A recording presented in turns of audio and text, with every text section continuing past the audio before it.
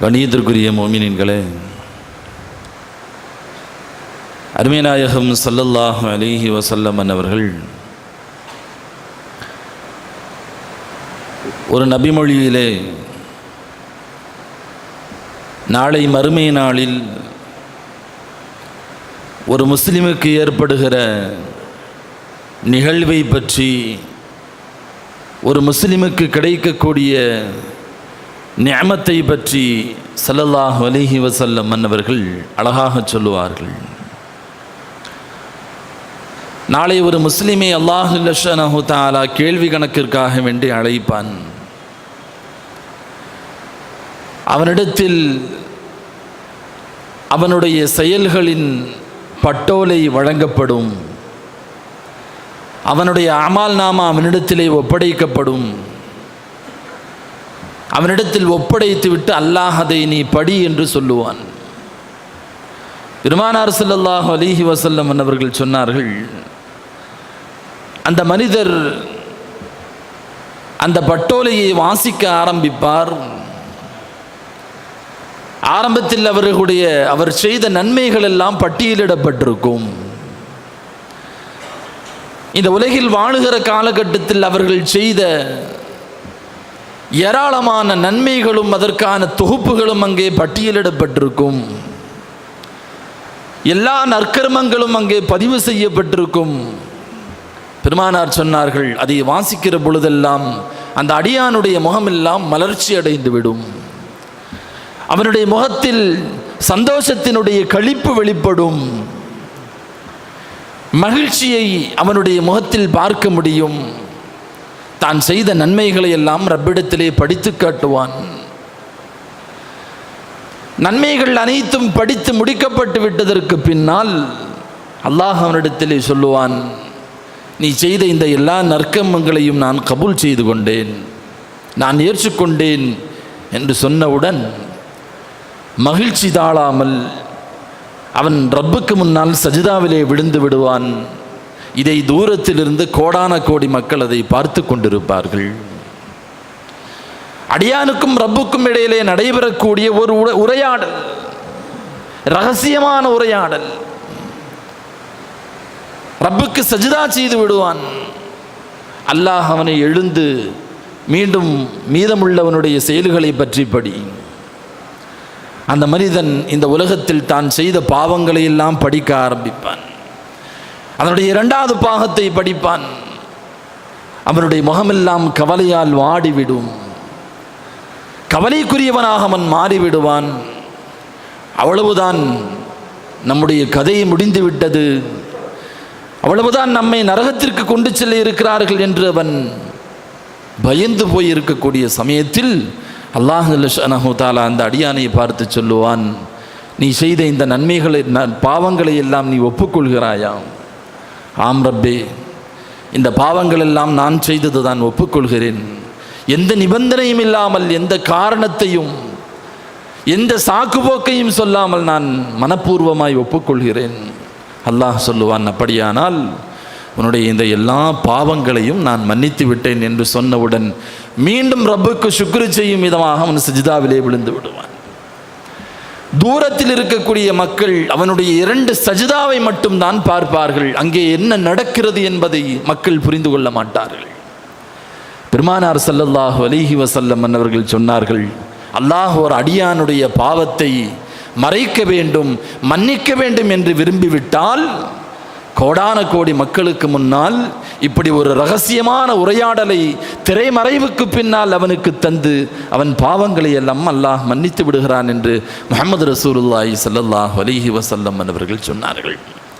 கண்ணியத்திற்குரியவர்களே, இது எவ்வளவு பெரிய ஒரு பாக்கியம், ஒரு நிஅமத். இந்த நிஅமத்தை ஒரு முஸ்லிம்களில் யார் பெற்றுக்கொள்வார்? இந்த வாக்கியத்தை அல்லாஹ் யாருக்கு தருகிறான்? கண்ணியத்திற்குரியவர்களை, ஏராளமான வழிகள் அதற்கு உண்டு. பெருமானார் பல்வேறு நபிமொழிகளை சொல்லி இருக்கிறார்கள். மிக முக்கியமாக தன்னுடைய பாவம் நாளை மறுமை நாளில் மக்களுக்கு முன்னால் காட்டப்படாமல் மறைக்கப்பட வேண்டும் என்று ஒரு முஸ்லிம் நினைத்தால், ஆசைப்பட்டால் அந்த முஃமினிடத்தில் இந்த உலகத்தில் இருக்க வேண்டிய ஒரே ஒரு பண்பு, அவன் இந்த உலகத்தில் வாழுகிற காலத்தில் தன் சகோதரனுடைய சக முஸ்லிமுடைய குறையை மறைத்து வாழக்கூடியவனாக அவன் இருக்க வேண்டும்.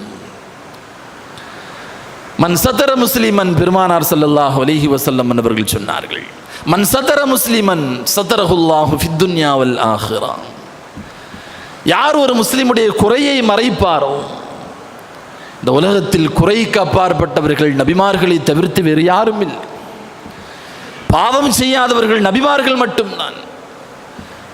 நபிமார்களுக்கு அப்பாற்பட்டு உலகத்தில் வாழுகிற எந்த இறைநேசராக இருந்தாலும் சரி, அவர் பாவத்திற்கும் குறைகளுக்கும் அப்பாற்பட்டவர் அல்ல. இருக்கலாம், சில இறைநேசர்களை அல்லாஹ் பாதுகாக்கிறான், அது தனி விஷயம். ஆனால் மனிதன் என்ற அடிப்படையில் நாம் குறைகளுக்கு உட்பட்டவர்கள். எவ்வளவு பெரிய மனிதராக தக்வாதாரியாக இருந்தாலும் குறைகளுக்கு உட்பட்டவர்கள். ஸல்லல்லாஹு அலைஹி வஸல்லம் அன்னவர்கள் மிகச்சரியாக சொன்னார்கள், ஒரு முஸ்லிம் இன்னொரு முஸ்லிமுடைய பாவத்தை, அவனுடைய குறைகளை, அவனுடைய ஐவுகளை மறைக்கிறான் என்று சொன்னால் சத்தரஹுல்லாஹு ஃபித் துன்யா வல் ஆখিরা, நாளை மறுமை நாளிலேயும் சரி, அவன் வாழுகிற இந்த உலகத்திலேயும் சரி, அந்த அடியானுடைய குறைகளை, பாவங்களை அல்லாஹ் மக்களிடத்திலே வெளிச்சம் போட்டு காட்டிவிடாமல் மறைத்து விடுகிறான் என்று முஹம்மது ரசூலுல்லாஹி ஸல்லல்லாஹு அலைஹி வஸல்லம் அன்னவர்கள் சொன்னார்கள். நம்முடைய பாவங்கள் ஆகிரத்திலே மறைக்கப்பட வேண்டும் என்று சொன்னால் ரகசியமான ஒரு உரையாடல் எனக்கும் ரப்புக்கும் இடையிலே இருக்க வேண்டும். தூரத்தில் இருந்து பார்க்கக்கூடிய மக்கள், ஹதீஸினுடைய தொடர்ச்சியிலே வருகிறது, எவ்வளவு பெரிய பாக்கியம் கொடுக்கப்பட்ட மனிதர் இவர், உலகத்தில் எந்த பாவமும் செய்யாமல் ரப்பை சந்திக்கிறாரே என்று மக்கள் பேசிக்கொள்வார்களாம். அந்த 2 சஜதாவை வைத்து மக்கள் அந்த முடிவுக்கு வருவார்கள். ஆனால் உண்மையில் நடந்தது, அல்லாஹ் அவனுடைய குறைகளை எல்லாம் மறைத்து மன்னித்து விடுகிறான். அந்த வாக்கியம் இந்த உலகத்தில் ஒரு முஸ்லிமுக்கு வேண்டும் என்று சொன்னால், பிற முஸ்லிம்களுடைய குறைகளை, பிற மனிதர்களுடைய குறைகளை மறைத்து வாழுகிற பண்பு நமக்கு வேண்டும். மேலும் பெருமானார் ஸல்லல்லாஹு அலைஹி வஸல்லம் அவர்கள் சொன்னார்கள், எவன் ஒருவன் மற்றவர்களுடைய குறைகளை, இன்னொரு நபருடைய குறைகளை பின்தொடர்வானோ, ஸல்லல்லாஹு அலைஹி வஸல்லம் சொன்னாங்க, பின்தொடர்கிறானோ, அவனுடைய குறைகளை அல்லாஹ் பின்தொடர்வதற்கு ஆரம்பிக்கிறான். யாருடைய குறைகளை அல்லாஹ் பின்தொடர ஆரம்பித்து விடுகிறானோ அவனை அல்லாஹ் கேவலப்படுத்துவான். யாரை கேவலப்படுத்த வேண்டும் என்று ரப்பு முடிவு செய்து விட்டானோ, பெருமானார் ஹதீஸிலே இந்த வார்த்தையை உபயோகித்தார்கள், அவனை அவனுடைய நடு வீட்டில் வைத்து அல்லாஹ் கேவலப்படுத்துவான் என்றார்கள் பெருமானார் ஸல்லல்லாஹு அலைஹி வஸல்லம். அடுத்தவர்களை கேவலப்படுத்தக்கூடியவர்கள், அடுத்தவர்களை பற்றி புறம் பேசக்கூடியவர்கள், அடுத்தவர்களுடைய குறைகளை துருவி துருவி ஆராயக்கூடியவர்கள், அதை மக்களிடத்திலே பரப்பக்கூடியவர்கள், ஸல்லல்லாஹு அலைஹி வஸல்லம் அன்னவர்கள் சொன்னார்கள், நிச்சயம் அல்லாஹ் அவனை ஒரு நாள் கேவலப்படுத்துவான். இந்த உலகத்தில் அடுத்தவர்களுடைய குறையை நோட்டமிடுகிற அதிகாரம் எந்த மனிதர்களுக்கும் கொடுக்கப்படவில்லை. யாரையும் அல்லாஹ் தஆலா இந்த ஆளுடைய குறையை நீ போய் பாரு, ஆய்வு செய், அதை 4 பேர்த்திட்ட சொல்லு என்று ரப்பு யாருக்கும் எந்த அதிகாரத்தையும் இந்த உலகத்தில் கொடுத்ததில்லை. நமக்கு தேவையில்லாத விஷயம். ஒரு முஃமினுடைய கண்ணியம் பாதுகாக்கப்பட வேண்டும். ஒரு முஃமினுடைய கண்ணியம், மானம் மரியாதை பாதுகாக்கப்பட வேண்டும். அடுத்தவனை பற்றி பேசுறதுக்குள்ள உரிமையும் ரைட்ஸும் எந்த காலத்திலேயும் மார்க்கும் நமக்கு கொடுக்கல. அவன் பாவம் செய்யறான்னு சொன்னா அது அவனுக்கும் ரப்புக்கும் இடையிலானது. ஒரு தப்பு செய்யறான்னு சொன்னா அது அவனுக்கும் ரப்புக்கும் இடையிலானது. அவனை திருத்தணுங்கிற நல்லெண்ணம் இருந்தால் அவனிடத்துல போய் சொல்லலாம், தம்பி நீ இப்படி செஞ்சுட்டு இருக்கிற, இது தப்பு, மார்க்கத்தில் அனுமதிக்கப்படலை, ஷரியத்தின் பிரகாரம் தப்பு, இதை செய்யாதேன்னு சொல்லலாம். திருந்திட்டா அவருடைய நன்மை உனக்கும் உண்டு, திருந்தாவிட்டால் தவறை தடுத்த நன்மை உனக்கு உண்டு. இவ்வளவுதான் நமக்கு வழங்கப்பட்ட அதிகாரமே ஒழிய அதை நோட்டமிட்டு 4 பேர்த்திட்ட அவனுடைய மானம் மரியாதையை கெடுக்கக்கூடிய அதிகாரம் உலகத்தில் யாருக்கும் கொடுக்கப்படவில்லை. பெருமானார் ஸல்லல்லாஹு அலைஹி வஸல்லம் அன்னவர்கள் ஹஜ்ஜினுடைய அந்த அரஃபாவினுடைய பேருரையில், வரலாற்று சிறப்புமிக்க அந்த பேருரையில் பெருமானார் ஸல்லல்லாஹு அலைஹி வஸல்லம் அன்னவர்கள் சொன்ன மிக முக்கியமான ஒரு வரி, ஒவ்வொரு முஸ்லிமுடைய உயிரும் அவனுடைய பொருளாதாரமும் அவனுடைய மானம் மரியாதையும் இன்னொரு நபருக்கு ஹராமாக்கப்படுகிறது என்றார்கள் ஸல்லல்லாஹு அலைஹி வஸல்லம். அப்படின்னா என்ன அர்த்தம்? ஒரு மூமினுடைய உயிரை அநியாயமாக எடுப்பதற்குண்டான அதிகாரம் உலகத்தில் யாருக்கும் இல்லை. ஒரு மூமினுடைய பொருளாதாரத்தில் அவனுக்கு சொந்தமான உரிமைகளில் கை வைப்பது அவனுடைய அனுமதி இல்லாமல் யாருக்கும் அந்த உரிமை இல்லை.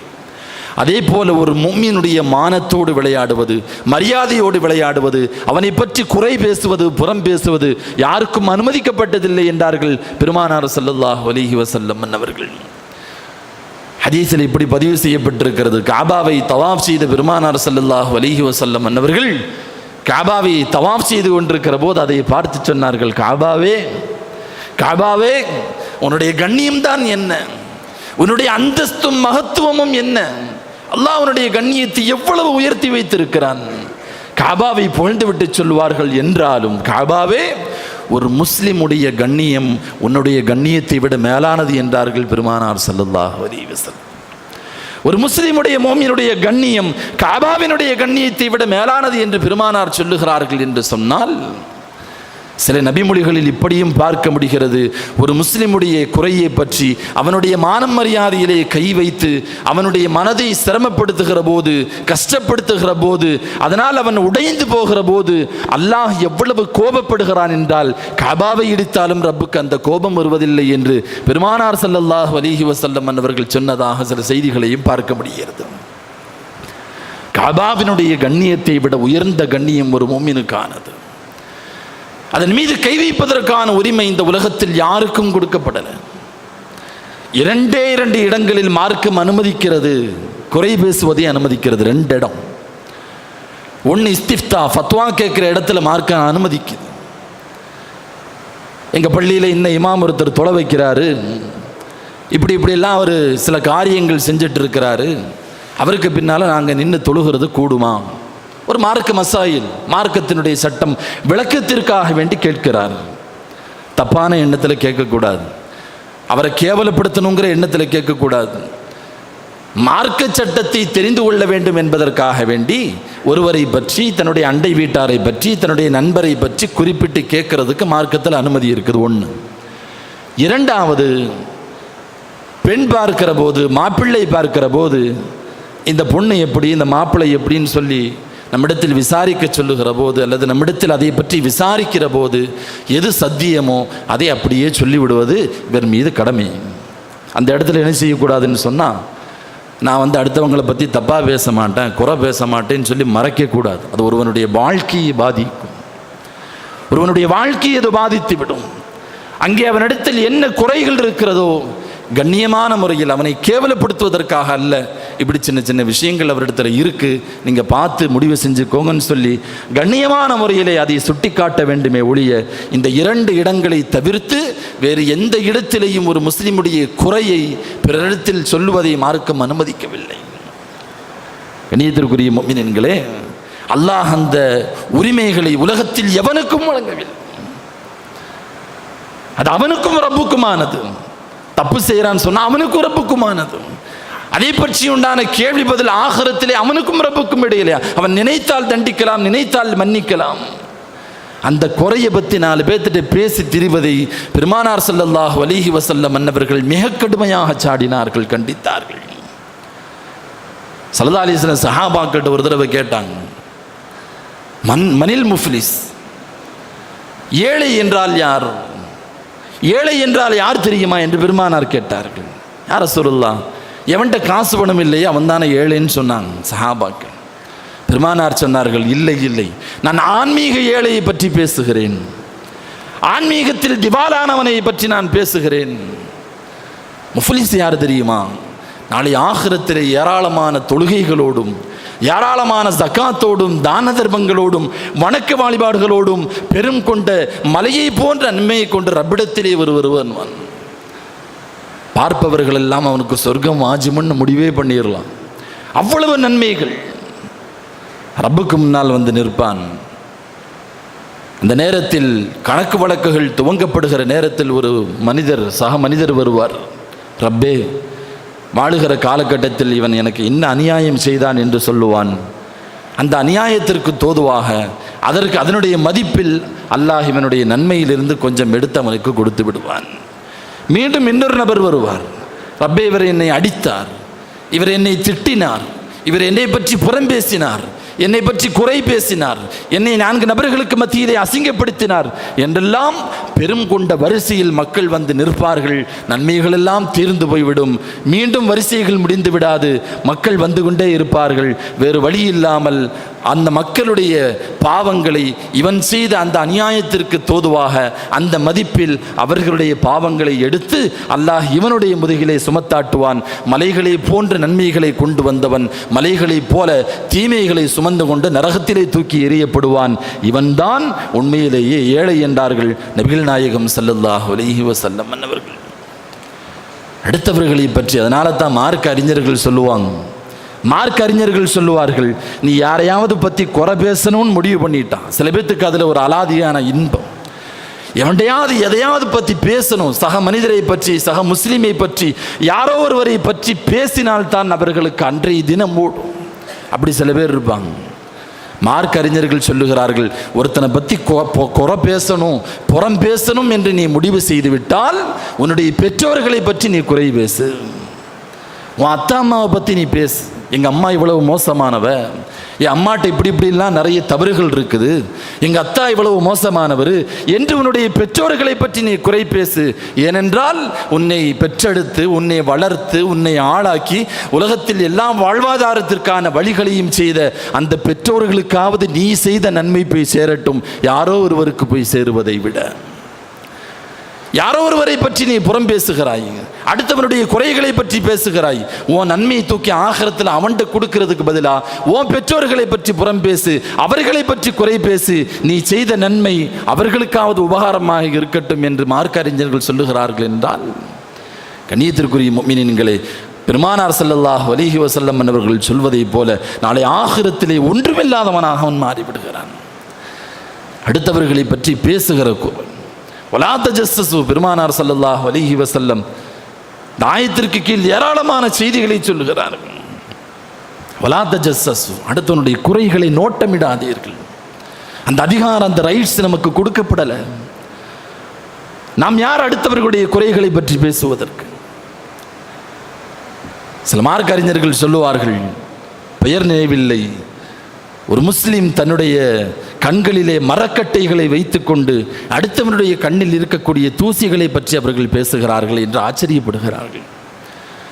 அவன் கண்ணில் தூசி இருக்குன்னு நீ பேசுற, அவனுடைய குறைகளை நீ பார்க்கிறாய், ஆனால் அவன் கண்ணில் மரக்கட்டை இருக்கு, அதை நீ பார்க்கறது இல்லை. உன்னுடைய குறைகளை பற்றி நாம என்ன செஞ்சுட்டு இருக்கிறோம், நாம என்னென்ன பாவம் செய்து கொண்டிருக்கிறோம், நம்மிடத்தில் என்னென்ன அகலாக்குகள், கெட்ட அகலாக்குகள், பண்புகள் இருக்கிறது என்பதை பற்றி இவன் யோசிப்பதில்லை. அடுத்தவர்களை பற்றி பேசுகிறான், அடுத்தவர்களுடைய குறைகளை நோட்டமிடுகிறான். தன்னை ஒரு பெரிய பரிசுத்தவாதியாக, தூய்மைவாதியாக அவன் காட்டிக்கொள்கிறான். கண்ணியத்திற்குரியவர்களே, நோட்டமிடுறது இருக்கிறது, அல்லாஹ் பாதுகாக்க வேண்டும். பெருமானார் ஸல்லல்லாஹு அலைஹி வஸல்லம் மன்னவர்கள் மிக கடுமையாக தடை செய்த ஒரு பெரும் பாவம் அது. பொதுவாக ஷரியத்தில் ஒருவர் காதை அறுத்துட்டாருன்னு சொன்னால் பாருக்கு பாரமாக, பழிக்கு பழியாக இவருடைய காதை அறுத்து விட வேண்டும். கண்ணை குத்திட்டாருன்னு சொன்னால் இவருடைய கண்ணு குத்தப்படணும். பல்லை உடைச்சிட்டாருன்னா இவருடைய பல். அல் ஐனு பில் ஐனி வல் அன்ஃப பில் அன்ஃபி வல் உதுன பில் உதுனி வஸ் சின்ன பிஸ் சின்னி வல் ஜுரூஹ் கிஸாஸ். குர்ஆன் சொல்லுகிறது, நீ அவனுக்கு என்ன அநியாயம் செஞ்சியோ அதே அளவுக்கு உனக்கு செய்யப்படணும். இதான் ஷரியத்தினுடைய குற்றவியல் தண்டனை. இதே ஷரியத்து சொல்லுகிறது, ஒருவன் இன்னொருவனுடைய ரகசியமான காரியங்களை வீட்டில் ஒரு துவாரத்தின் வழியாக எட்டி பார்க்கிற போது ஒரு கத்தி எடுத்து அல்லது ஒரு பொருளை எடுத்து வேகமாக அந்த ஓட்டைக்குள்ள குத்தி அவனுடைய கண்ணை காயப்படுத்தி விட்டால் அவனுக்கு ஷரியத்தில் தண்டனை இல்லை என்று சொல்லுகிறது மார்க்கம். எவன் குத்தினானோ அவனுக்கு என்ன கிடையாது, ஷரியத்தில் தண்டனை கிடையாது. அவனை பழிக்கு பழி வாங்கக்கூடாது. ஏனென்றால் அவனுடைய அனுமதி இல்லாமல் அவனுடைய வீட்டிற்குள் எட்டி பார்த்த இந்த கண் நிச்சயமாக குத்தப்பட வேண்டியது, தண்டனைக்குரியது தான். ஷரியத்தில் அதுக்கு தண்டனை கிடையாதுன்னு சொல்கிறாங்க. அடுத்தவர்களை நோட்டமிடுவது, அடுத்தவர்களை கூர்ந்து கவனிப்பது, அவனுடைய இபாதத்துகளை கவனிக்கிறது, இபாதத்துகளை குறை சொல்வது, அவனுடைய பாவங்களை குறை சொல்வது, கண்ணியத்திற்குரியவர்கள் ஒரு முஃமினுடைய கண்ணியம் அதிலே அடங்கி இருக்கிறது. எந்த காலத்திலேயும் அதை குலைக்கக்கூடியவர்களாக நாம் இருந்துவிடக்கூடாது. இப்னுல் கய்யிம் ரஹ்மத்துல்லாஹி அலைஹி என்பவர்கள் சொல்லுவார்கள், சில மனிதர்கள் பன்றியினுடைய குணமுள்ளவர்களாக இருக்கிறார்கள், நான் ஆச்சரியப்படுகிறேன் என்ன. பன்றியினுடைய குணம் அவர்களிடத்திலே இருக்கிறது. அவங்க சொல்லுவாங்க, பன்றி இருக்கிறதா இல்லையா, அது எத்தனையோ நல்ல காரியங்களை கடந்து போகும், ஆனால் அதை கண்டுகொள்ளாது. ஆனால் ஒருவன் மலம் கழித்துவிட்டு அங்கிருந்து எழுந்து விட்டால் அதை தன்னுடைய சுவையான காலை உணவாக அதை எடுத்துக்கொள்வதை போல சில மனிதர்கள் மிக கேவலமான பண்புடையவர்களாக இருக்கிறார்கள். அவன் உன்னிடத்திலே பேசுவான், உன்னிடத்தில் ஏராளமான பண்புகளை பார்ப்பான், ஏராளமான நன்மைகளை பார்ப்பான், ஆனால் அதை கண்டுக்க மாட்டான். உன்னிடத்தில் ஏராளமான நன்மைகள், தீமைகளை விட உன்னிடத்தில் நன்மைகளை பார்ப்பான், அதை நினைவில் வைத்துக் கொள்ள மாட்டான். ஆனால் உன்னிடத்தில் ஏதாவது ஒரு சின்ன குறைகளை அவன் பார்த்து விட்டான் என்று சொன்னால் அதை அவன் பிடித்துக் கொள்வான். காரணம் என்னவென்று சொன்னால் இவனுடைய பண்பும் அப்படித்தான். அவனுடைய பண்பிற்கு தோதுவாக உன்னுடைய அஹ்லாக்கிலே, உன்னுடைய பண்பிலே ஒரு காரியத்தை பார்த்தவுடன் அதை எடுத்துக்கொள்கிறான். பன்றி மோசமானதை தேடுவதை போல, அசுத்தத்தை தேடுவது போல உன்னிடத்தில் இருக்கக்கூடிய அசுத்தத்தை மட்டும்தான் சில பேர் தேடுவார்கள். அவர்களுடைய பண்பே அதுதான். எந்த காலத்திலேயும் நல்ல கண்களை கொண்டு அவர்கள் பார்க்க மாட்டார்கள். ஒரு மயில் ஆடுகிற போது அழகான அதனுடைய தோகைகளை விட்டுவிட்டு அசிங்கமான அதனுடைய கால்களை பற்றித்தான் அவர்கள் குறை பேசுவார்கள் என்கிறார்கள் இப்னுல் கய்யிம் ரஹ்மத்துல்லாஹி அலைஹி. நல்ல கண்ணோட்டம் என்பது அவர்களிடத்தில் இருக்காது. கண்ணியத்திற்குரியவர்களே, அதனால் குர்ஆன் சொல்லுகிறது, வலா தஜஸ்ஸஸு வலா யக்தப் பஅதுக்கும் பஅதா. அடுத்தவர்களை பற்றி தப்பா பேசுறது, அடுத்தவர்களை பற்றி புறம் பேசுவது, வயலுல் லிகுல்லி ஹுமஸத்தில் லுமஸா. குர்ஆன் சொல்லுகிறது, குறை பேசி தெரியக்கூடியவர்களுக்கு கேடுதான் என்று சொல்லுகிறது மார்க்கம். அது எந்த காலத்திலேயும் நிச்சயமாக ஒரு நாள் அதை நம்மை கேவலப்படுத்திவிடும். அனஸ் இப்னு மாலிக் ரலியல்லாஹு அன்ஹு அவர்கள் சொல்லுவார்கள், மதீனாவிலே சில மனிதர்களை நான் பார்த்தேன், அவங்கள்ட்ட எந்த குறையுமே இல்லை, பரிசுத்தமான மனிதர்களாக வாழ்ந்தார்கள். ஆனால் அவர்கள் சில மனிதர்களை பற்றி குறை பேச ஆரம்பித்தார்கள், சில மனிதர்களை பற்றி புறம் பேச ஆரம்பித்தார்கள். பின்னாளில் நான் அவர்களை கண்டேன், எதை அவர்கள் குறையாக சொன்னார்களோ அதே குறை அவர்களிடத்திலேயும் ஒட்டி கொண்டது. சில மனிதர்களை நான் கண்டேன், குறையுள்ளவர்களாக இருந்தார்கள், பாவமுள்ளவர்களாக இருந்தார்கள், ஆனால் அடுத்தவர்களை பற்றி அவர்கள் எந்த காலத்திலேயும் பேசவே இல்லை, மௌனமாக இருந்தார்கள். நாளடைவில் அவர்களை நான் பார்த்தேன், அவர்களுடைய குறைகள் எல்லாம் மக்களால் மறக்கடிக்கப்பட்டு விட்டது என்று மாலிக் பின் அனஸ் ரலியல்லாஹு அன்ஹு அவர்கள் சொல்லக்கூடிய செய்தியை பார்க்கிறோம். கண்ணியத்திற்குரியவர்களே, நாம் ஒரு முஸ்லிமுடைய குறையை மறைத்தால் ரப்புல் ஆலமீன் அதற்கு பாரமாக நம்முடைய குறைகளை மறைக்கிறான். நாம் ஒரு முஸ்லிமை கேவலப்படுத்துகிறோம் என்று சொன்னால், ஒரு முஸ்லிமை நாம் அவனுடைய மானம் மரியாதையை 4 பேர்த்திட்டு அசிங்கப்படுத்துகிறோம்னு சொன்னால், நிச்சயமாக அல்லாஹ் ஜல்ல ஷஅனஹு தஆலா இந்த உலகத்தில் அதற்கான தண்டனையை தந்து விடுகிறான். ஸல்லல்லாஹு அலைஹி வஸல்லம் சொன்னாங்க, 2 விஷயங்கள், அந்த 2 விஷயங்களுடைய தண்டனைகளும் நாளை ஆகிரத்திற்கு முன்னாலேயே இந்த துன்யாவிலேயே கொடுக்கப்படும் என்றார்கள். சஹாபாக்கள் கேட்டாங்க, என்ன தண்டனை? ஸல்லல்லாஹு அலைஹி வஸல்லம் மன்னவர்கள் சொன்னார்கள், முதலாவது ஒரு மூமினை பற்றி, ஒரு முஸ்லிமை பற்றி, சக மனிதனை பற்றி அவனிடத்தில் உள்ள குறைகளை மற்றவரிடத்திலே வெளிச்சம் போட்டு காட்டுகிறான், அவனை பற்றி மற்றவரிடத்திலே பேசுகிறான் என்று சொன்னால் நிச்சயமாக இவனை அல்லாஹ் ஒரு இடத்தில், ஒரு களத்தில் கேவலப்படுத்தாமல் அல்லாஹ் அவனை விடுவதில்லை, கேவலப்படுத்தாமல் அவனை அல்லாஹ் விடுவதில்லை. அதே போல இந்த உலகத்தில் பெற்றோர்களை எவன் நோவினைப்படுத்துகிறானோ அவனும் தன்னுடைய மரணத்திற்கு முன்னால் மிகப்பெரிய கேவலத்தை, தண்டனையை அனுபவித்தே தீருவான் என்று பெருமானார் ஸல்லல்லாஹு அலைஹி வஸல்லம் அவர்கள் இந்த 2 செய்தியை குறிப்பிட்டு சொன்னான். எனவே ஒரு முஃமினை பற்றி, முஸ்லிமை பற்றி இன்னொரு ஹதீஸில் ஸல்லல்லாஹு அலைஹி வஸல்லம் சொன்னாங்க, வட்டிக்கு 70 விதமான 72 வாசல்கள் உண்டு, வகைகள் உண்டு. வட்டிக்கு 72 வாசல்கள் உண்டு. அதில் மிக குறைந்த வாசல் என்பது ஒரு மனிதன் தன்னுடைய தாயோடு உடலுறவு கொள்வது, ஜினா செய்வது என்று பெருமானார் ஸல்லல்லாஹு அலைஹி வஸல்லம் அவர்கள் சொல்லிவிட்டு, அதிலே ஆக உயர்ந்த பாவம் என்பது, வட்டியினுடைய வகைகளில் ஆக மிக உயர்ந்த பாவம், தண்டனை என்பது ஒரு முஃமினுடைய கண்ணியத்தை குலைப்பதாகும் என்று பெருமானார் ஸல்லல்லாஹு அலைஹி வஸல்லம் அவர்கள் சொன்னார்கள். கண்ணியத்திற்குரியவர்களை, இங்கே நாம் யோசிக்கணும்.